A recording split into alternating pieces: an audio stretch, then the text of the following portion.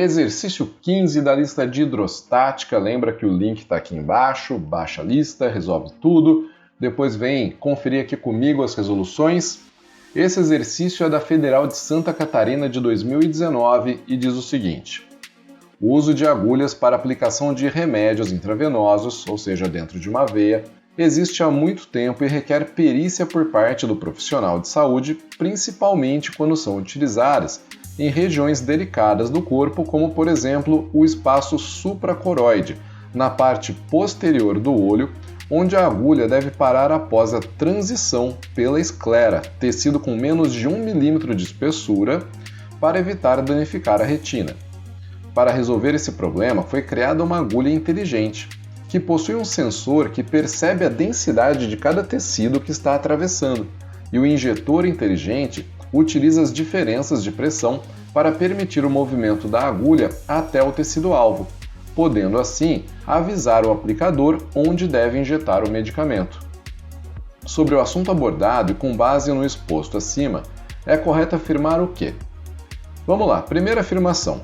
A densidade é uma grandeza relacionada com a concentração de massa em certo volume. Bom, você deve lembrar que a densidade é justamente a razão entre massa e volume. E por isso mesmo, ela é medida em quilograma por metro cúbico. Então, quanto maior a densidade, mais massa você tem em cada metro cúbico, ou seja, ela está sim relacionada com a concentração de massa em um certo volume. Essa primeira afirmação é verdadeiríssima. 2. Quando o êmbolo da seringa é pressionado, o remédio sofre uma pressão que será transmitida apenas em uma direção do remédio. Errado. Vamos fazer aqui o desenho de uma seringa de forma bem simplificada.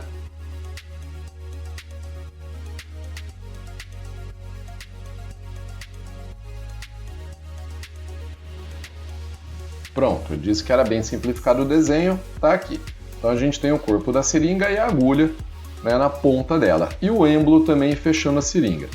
Se você aplica uma força sobre esse êmbolo, que eu vou chamar de força F1, você vai produzir uma variação de pressão ΔP1. E de acordo com o princípio de Pascal, qualquer variação de pressão exercida sobre um ponto do fluido é igualmente transmitida a todos os pontos do fluido. Só que isso não ocorre numa única direção, porque o fluido exerce força sobre as paredes da seringa, por exemplo, aqui, ó, por todos os lados. Então, o que está errado é quando ele diz que essa pressão será transmitida apenas em uma direção do remédio. Não, em todas as direções. Aí o 4 fala pra gente que quanto mais denso o tecido, maior a pressão que ele exerce sobre o bico injetor da agulha. Sim, a pressão ela é sempre diretamente proporcional à densidade. Num fluido, você pode ver isso pela pressão igual a μgh, onde a densidade aqui está representada pelo μ, nessa letrinha grega. E você também pode pensar que quanto maior for a densidade do tecido, maior vai ser a força que você tem que fazer para atravessar aquele tecido e, consequentemente, maior vai ser a pressão também exercida por ele. Então, esse aqui está correto. Afirmação 4. 8. Segundo o princípio de Arquimedes, a pressão exercida sobre os líquidos é transmitida para todos os pontos do líquido. Sim, acabei de falar isso. Não é que a pressão exercida sobre um líquido é transmitida igualmente para todos os pontos do líquido. O problema é que esse princípio não é do Arquimedes. Esse princípio é o princípio de Pascal. E aí você tem que ficar esperto para não cair nessa pegadinha. Então, 8, falso. E 16. A força aplicada no êmbolo da seringa tem o mesmo módulo da força que o remédio aplica sobre o tecido. Para isso, vamos desenhar aqui como se fosse um pequeno êmbolo na ponta da agulha, certo? E lembrar do princípio de Pascal. Quando você aplica a força F1 na seringa, você produz uma variação de pressão ΔP1, que é igualmente transmitida para todos os pontos do líquido, do fluido. Então aqui do lado direito vai surgir uma variação de pressão ΔP2, que é igual a ΔP1.